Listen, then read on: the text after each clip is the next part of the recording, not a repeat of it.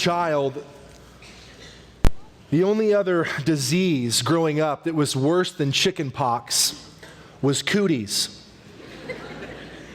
It's a rare genetic chromosomal disorder that prevented interaction with the opposite gender. If you were a boy and you were somehow touched by a girl, the vaccine could be administered only by someone who already had it. And if you know it, it goes a little something like this: circle, circle, dot, dot. Now I've got my cootie shot. The truth is, outside of Hollywood and the movies that we've seen, it was actually unfathomable that we would ever experience a disease in our lifetime like we were hit with in March of 2020. There's a handful of life events that you'll never forget where you were when it happened. One of them for me was 9/11. Maybe for you it was when the U.S. elected its first African-American president. Maybe it was the Oklahoma City bombing. Or when the Cold War came to an end. Maybe for you, you actually remember when you first created your Facebook account. And of course, COVID-19. For me, it was a Friday, March 13th. Was coming back from leading our first mission trip with about 36 of us down the Amazon River. And upon pulling back into port in north central Brazil, the city of Manaus that day, the participants on the boat who had had international phone plans began to receive service for the first time. And the news was quickly received and spread. The U.S. was shutting down. March Madness was canceled. The NBA canceled all foreseeable games. We arrived to the airport that night, and before the flight left, I received the news at around 11 p.m. that for a short while made me the most popular person in the airport. Students, I've just received word from the district that school is canceled next week, and you will get an additional week of spring break. They were elated. They thought it was the greatest thing ever. Didn't last very long, did it? We all know how that turned out, because the last 2 years have been like nothing this generation's ever seen. Every part of our lives was upended. The respiratory illness that began as a relatively small outbreak in a province of China developed into a worldwide health crisis. COVID didn't just take away lives, it also took away the norm of our relationships. In an attempt to curb the infection, governments enforced social distancing. International travel was closed off. Schools were shut down. Businesses were halted. Churches moved online. And workers lost their jobs, or many were forced to work remotely. The worldwide pandemic provoked a social crisis. That as long as the pandemic kept us in our homes, bonds with friends in the outside world would weaken. And bonds inside the home endured the added pressure of a constant proximity. There's another disease in the Bible that is not only highly contagious, but actually contained a far worse stigma. It tells the story of a man who, when infected, could not have anyone near him, let alone touch him, but then somebody did. It's the story about a world also infected with a horrible disease, but God touched it. It's your story, and it's mine. Verse 40 introduces us to a leper. We don't even know the man's name, but clearly his identity is wrapped up in the disease he's contracted. So in order to better understand the disease, its cultural impact, the biblical context surrounding what we've read this morning, Let me take a moment to describe the disease as it was understood in the first century. The most common kind of leprosy began with a sense of lethargy and pain in the joints. Soon, discolored patches and nodules left the face of the victim unrecognizable. When the sores would ulcerate, the stench was intolerable.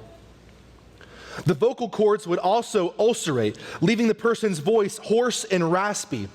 But the great damage from leprosy was actually caused by a loss of sensation.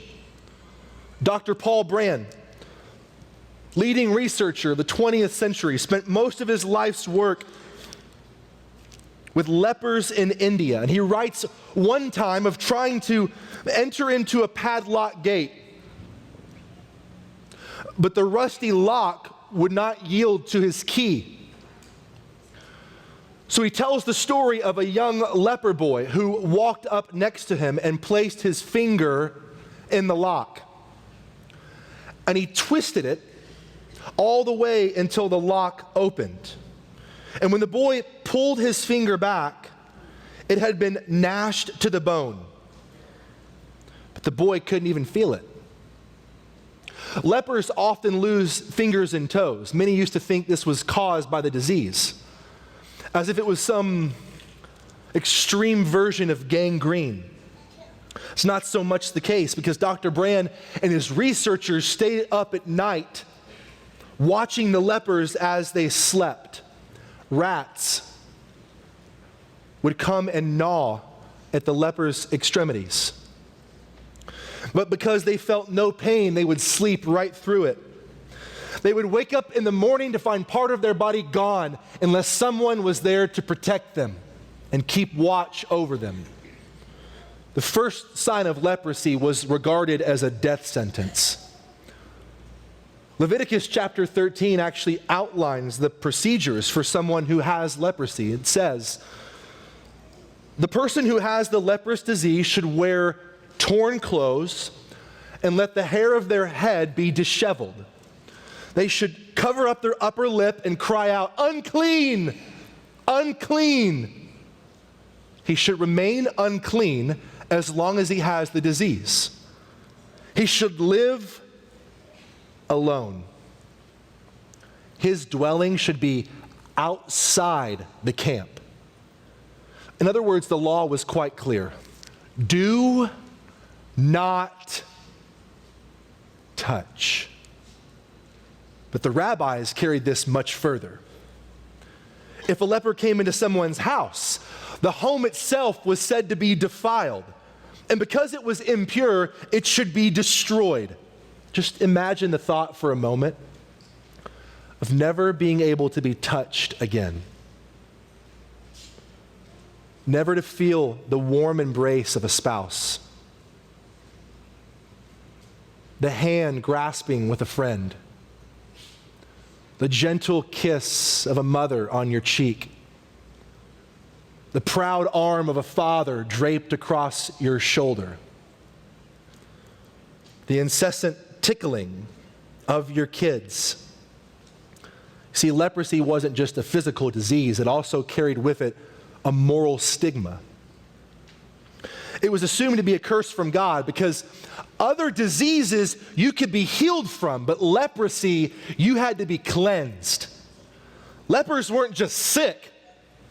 They were considered to be unclean. They were dirty. They were impure. They were incapable of physical interaction. This is why the Gospel of Mark says the leper came imploring on his knees, begging before Jesus. That's why he says, if you will, you can make me clean. Or if you choose. It's interesting. In Mark chapter 9, there was a father of a demon-possessed child who tells Jesus, if you can, have mercy on us. But the leper here has no doubts about whether Jesus could heal him. He just doubts that Jesus would actually want to. Some of us in the room this morning don't struggle with doubting God's existence. Shoot, we don't struggle to understand his power or cherish his majestic wonder.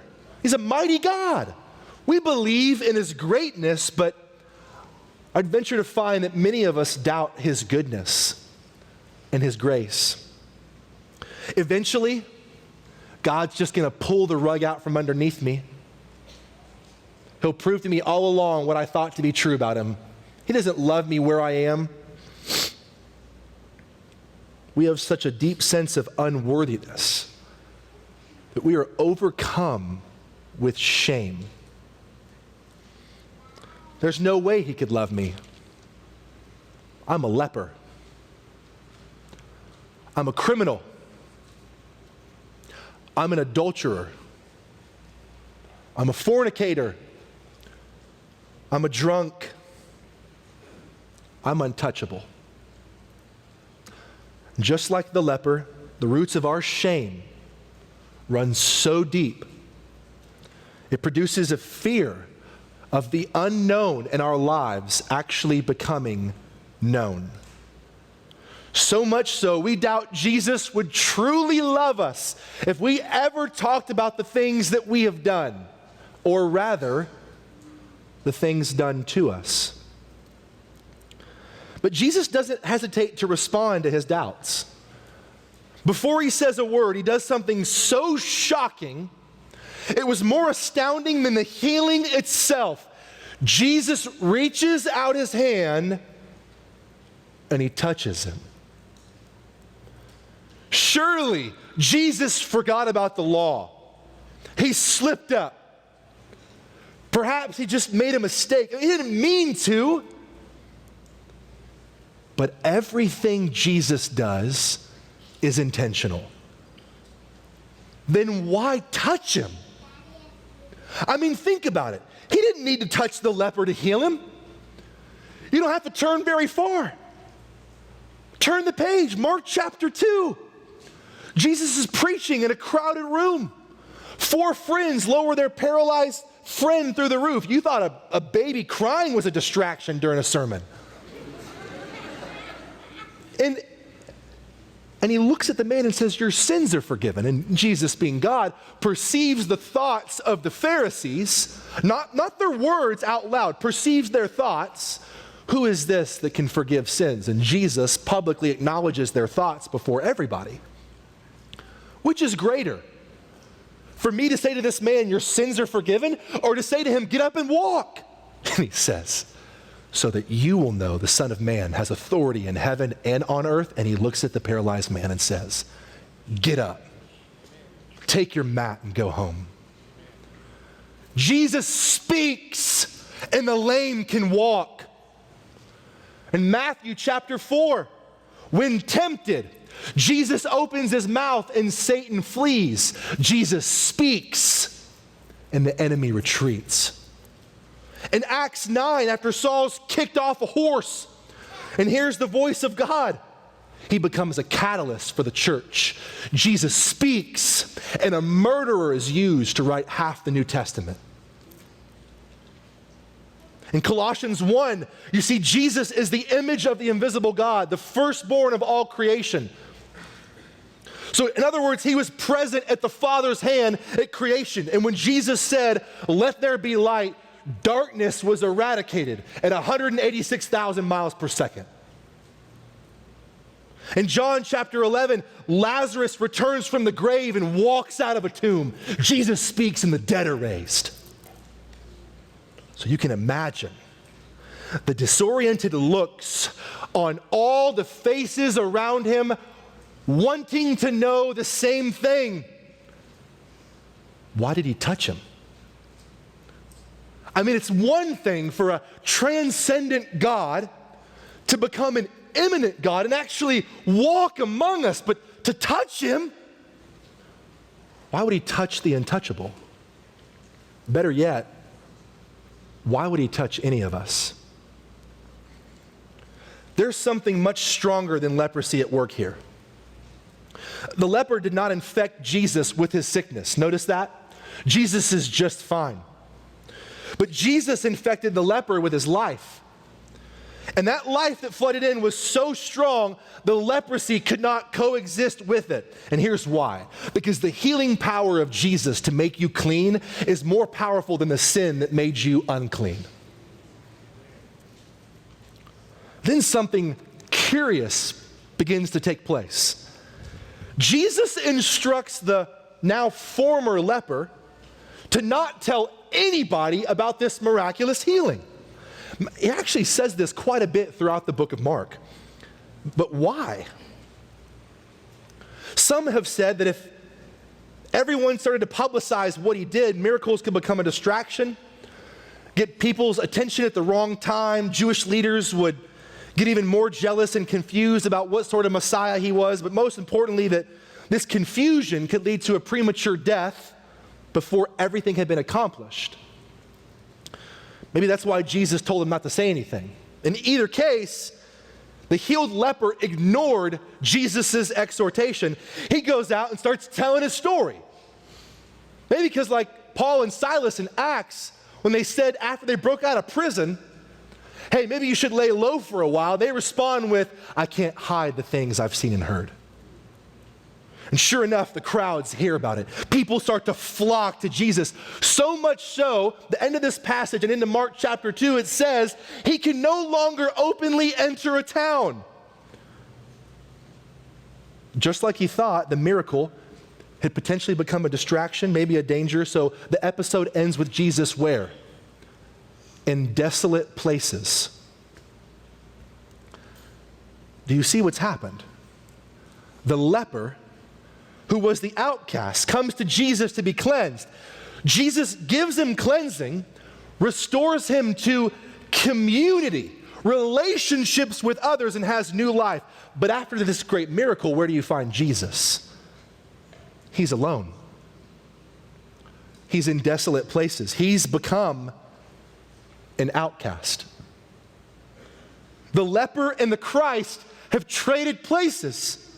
The outsider is brought in, and the chosen one is cast out. This is how sinners enter the family of God. Because the Son was forsaken by his Father, we can now be sons and daughters of the Most High God. For us to be made clean, Christ had to be reckoned unclean. Jesus didn't overlook and just conquer uncleanness. He traded places with it. And he didn't just trade places with leprosy. He traded places with you and with me. The miracle of his touch is that Jesus was willing to share another person's suffering in order to bring about healing. This is such a beautiful foreshadow of the cross. Isaiah chapter 53, by his stripes we are healed. 1 Peter, he who knew no sin became sin, so that in him we might become the righteousness of God. I just wonder if, church, I wonder personally if you know that Jesus took your place. I wonder that because I want you to know that. But I don't mean formally. Like, some of you formally believe, well, he performed the act on the cross. But maybe your hearts haven't functionally grasped the impact of the gospel. It seems as if for some of us, letting your heart experience what your mind knows to be true is actually an obstacle for you. And for all of us, these obstacles present themselves in different ways. Through all of the leper's steps to draw near to Jesus, we can see three obstacles that prevent each of us from intimacy with Christ. And the first one is this: fear. Fear keeps us at what we believe to be a perceived safe distance from God. We don't have to draw near to him because we view our relationship with God as transactional as opposed to transformational. It's almost like a foreign exchange program. You get what you want, And from a distance, there's this veneer of intimacy that you can still see him from a long way off. We're so fearful to let what's in the dark be uncovered because we've grown accustomed to the lie that the things we have done, or maybe the things done to us, somehow define us. And sure, anytime anyone brings their most sensitive moments of their life and their soul before the Lord, it feels scary. But that's what risk feels like. It requires so much courage to do that. No doubt about it, the leper was risking his life to enter the presence of Jesus. Lepers, if coming in contact with another person, that they were allowed to be pelted with eggs or even stoned to death. But there's no growth in the Christian faith without risk. Think about the times in your life where you have felt the most alive in your relationship with God. Those moments were not met without a deep trust in Jesus. All of your growth will happen on the edge of your discomfort.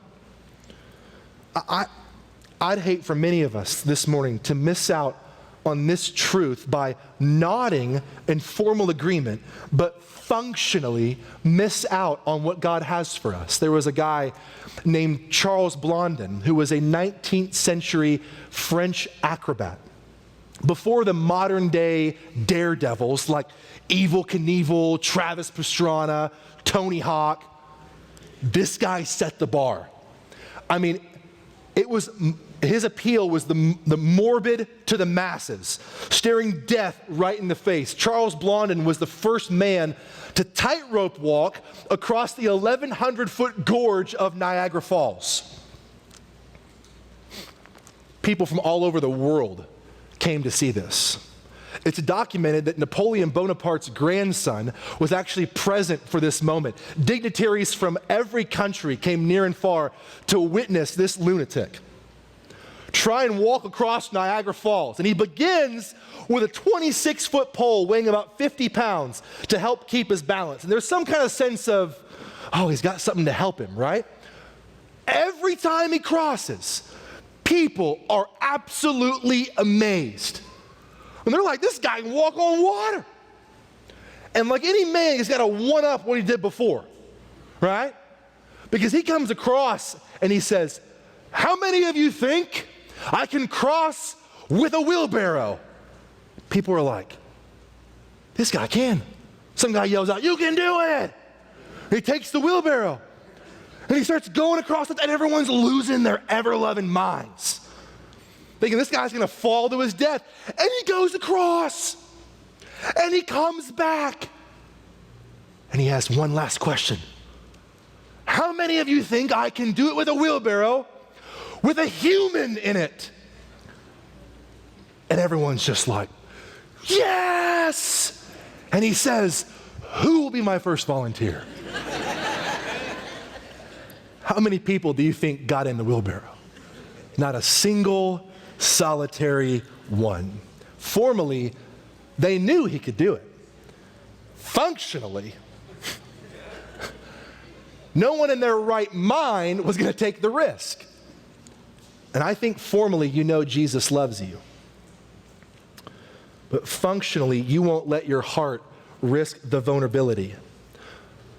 But the truth is, Jesus wants you to step into the wheelbarrow today and trust him. There's nothing that God doesn't already know about your life that you can't bring to him.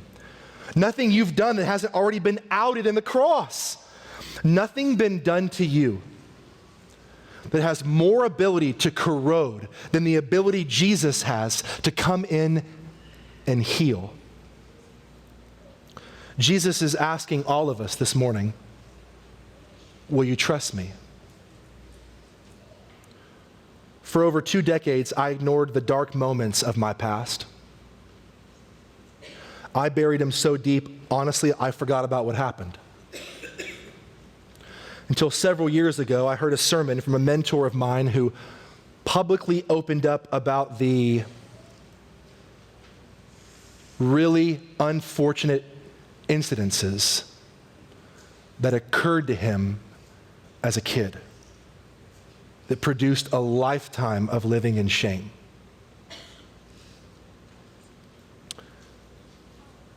I couldn't believe the courage he had to share it. I didn't exhibit any judgment toward him. If anything, I marveled at the freedom he had to talk about it. But it was in that sermon, that dark portion of my past came up again, and it frightened me to the core. I felt God leading me to talk about it, but I didn't know how. So instead of drawing close to the Lord in my fear, I buried it away, and I convinced myself it never needed to come up again.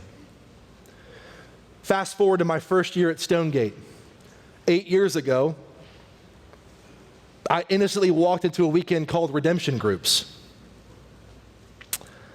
I walked into that weekend prepared to open up about some various struggles, oblivious to what God was actually up to. And night one, there's guys in my group sharing the most shocking stories I've ever heard. It didn't register to me that men would talk about these kinds of things in church, a place where you put your best foot forward. Whitewashed tombs, right? And I felt the Holy Spirit pushing me to open up. No way, I said. The deep amount of shame I felt, I couldn't even look them in the face. But that night, the early days of freedom began to burst forth into my heart. As I told of the time that when I was 7 years old, I engaged in an inappropriate relationship with a boy who lived across the street.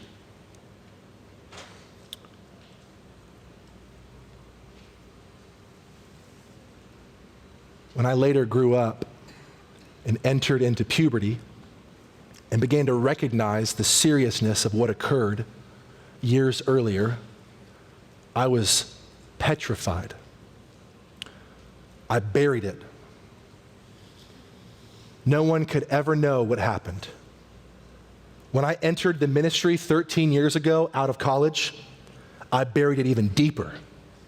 If this news came to light, I would be ruined. The deep shame from the acts I engaged in produced such a fear of what other people I perceived thought about me, it drove me to a deep idolatry of the approval of others in my life. One of the sinful ways that played out in my life was through pornography. It was a way to control the own narrative of my life. I'll never forget the freedom I felt at the hands of the men who loved me in my most fearful moment that night. Devian Valentine,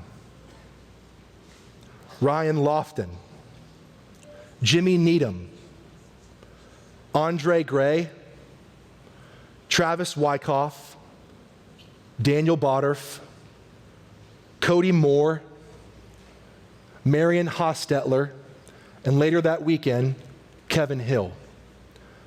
I just want to take a moment to say thank you to the men who helped me functionally experience what it means to be loved by Jesus. Thank you for loving me in my most fearful moment and not rejecting me in my lowest.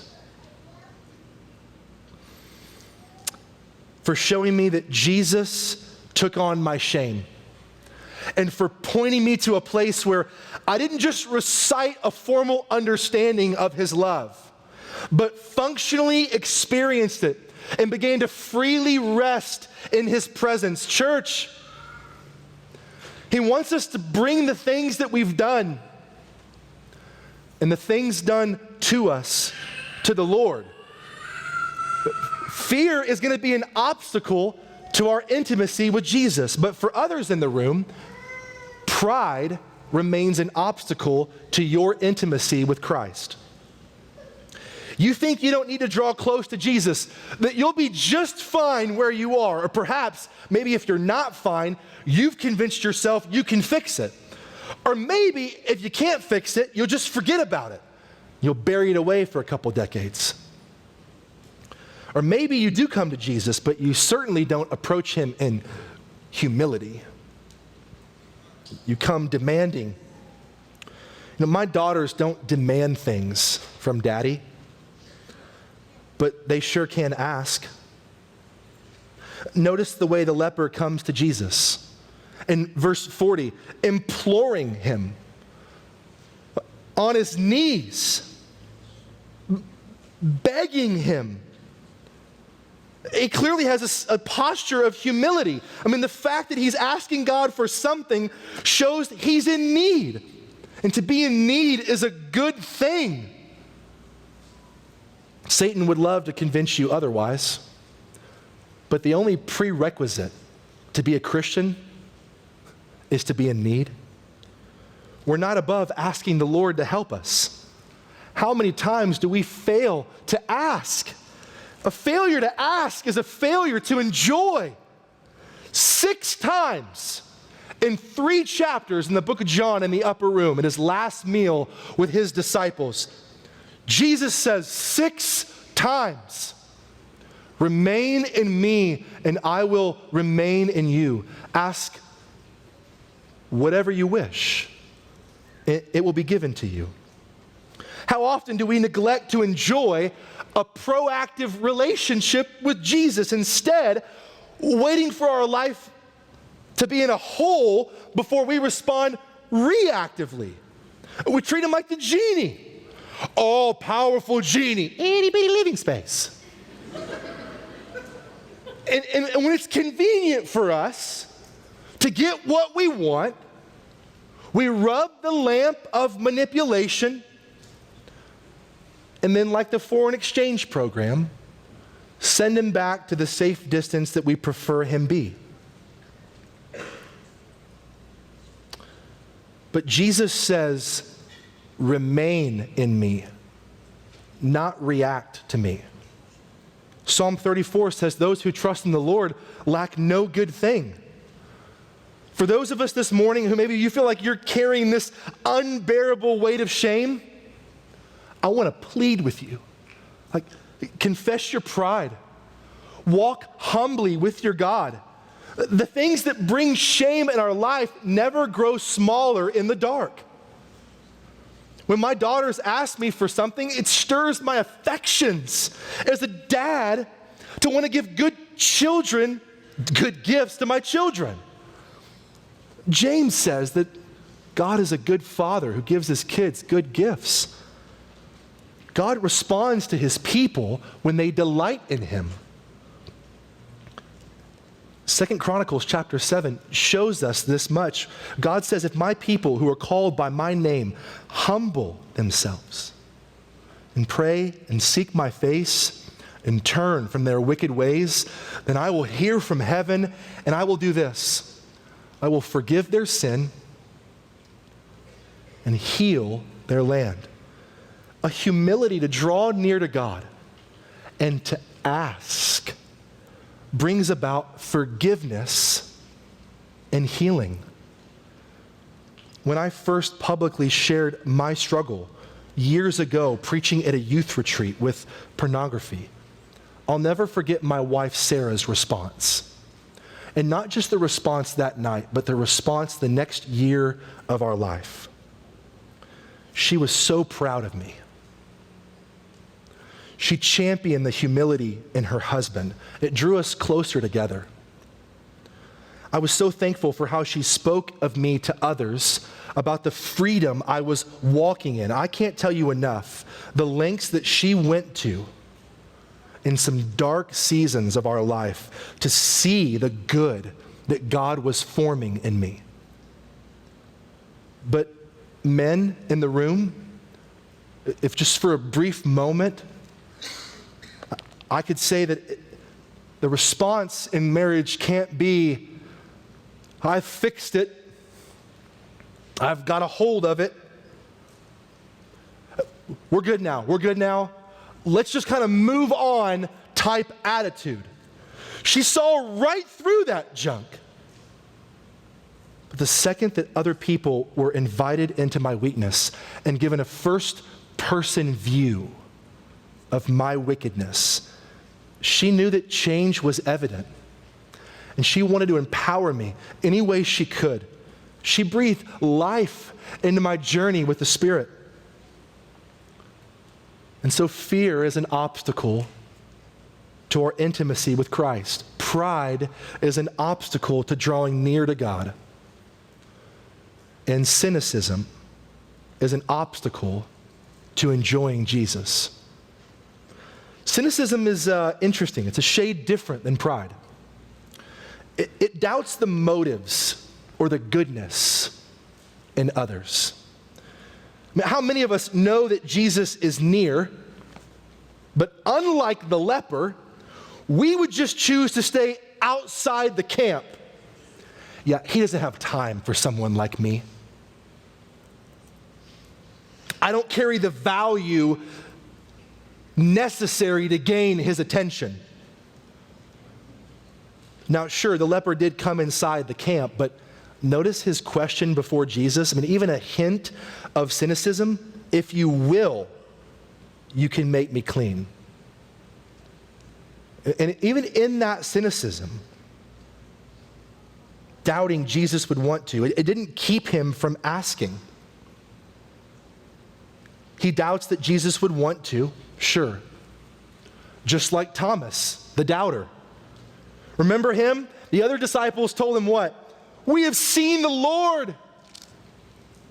But he said to them in response, unless I see the nail marks in his hands, and put my finger where the nails were, and put my hands in his side, I will not believe. Even Thomas had to fight through the cynicism. And for the cynic in this room this morning, the truth is, you're going to have to be convinced that Jesus actually loves you.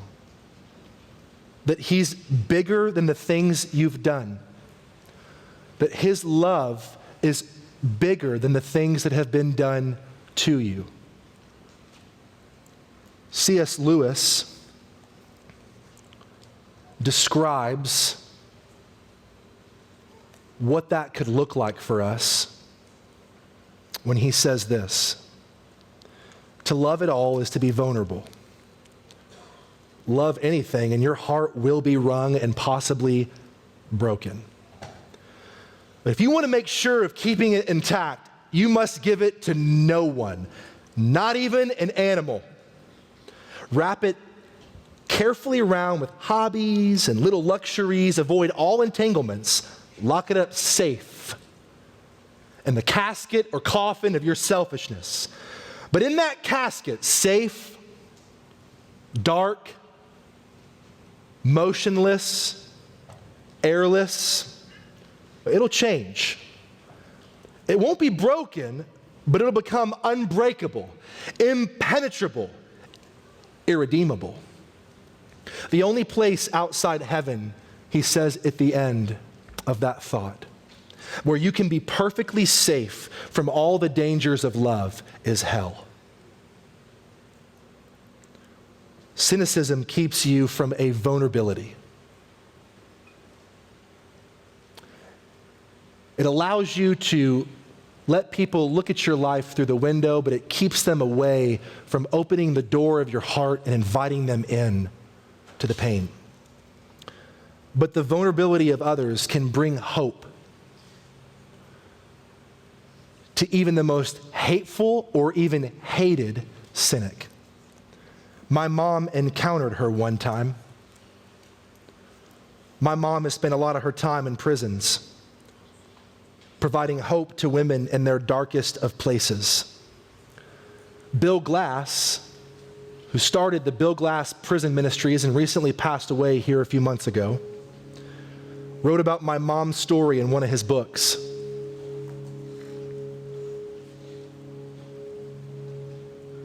My mom sat across the table in prison from a woman who sat on death row for murdering both her kids.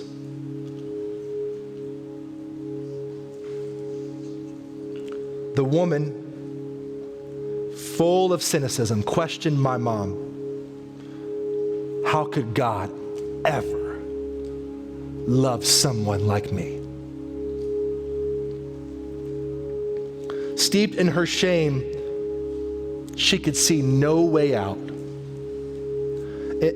And my mom responded, yes, he does love you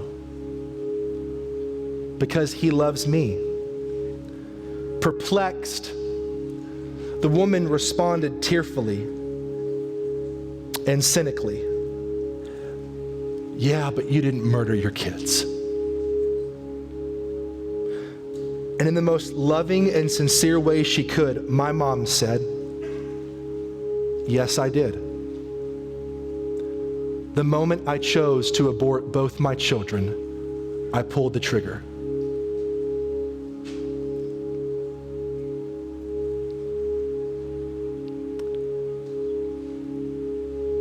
That woman repented of her sin and placed her faith in Jesus. I'm so grateful to God that when I was in the womb, Jesus saved my mom.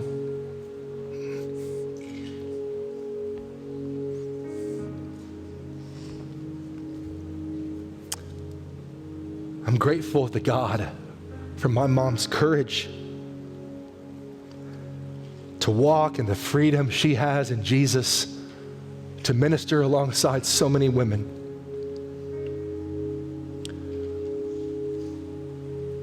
Women who live in a perpetual state of shame,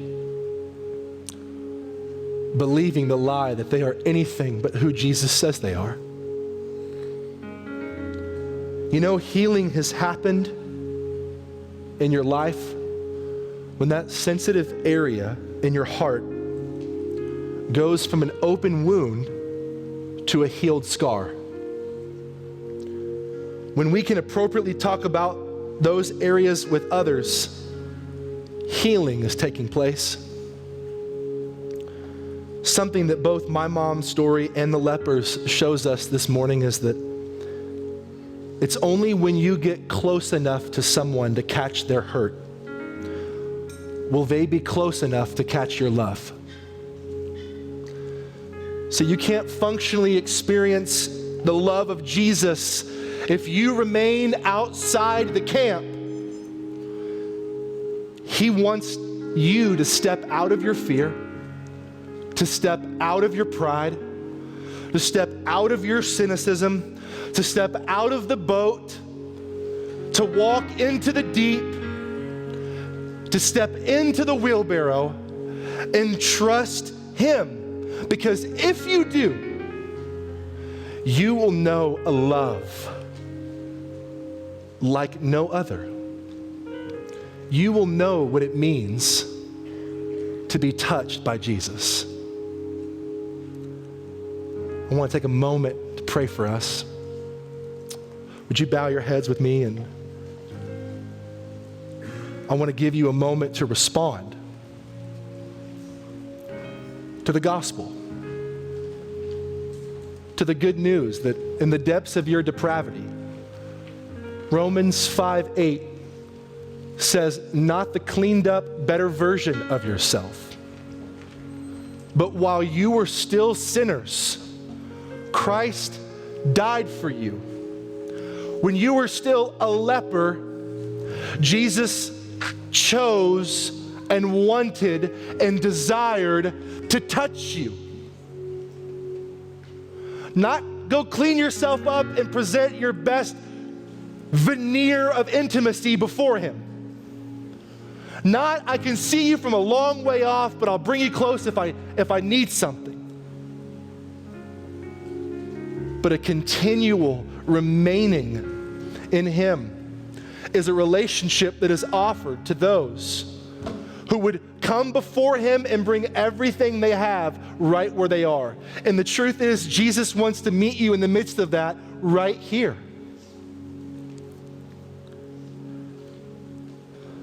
Father, I thank you that in our pride, our fear, and our cynicism, when we push you away to keep you at what we believe to be a perceived safe distance, that you chose to do the unfathomable. You left your throne.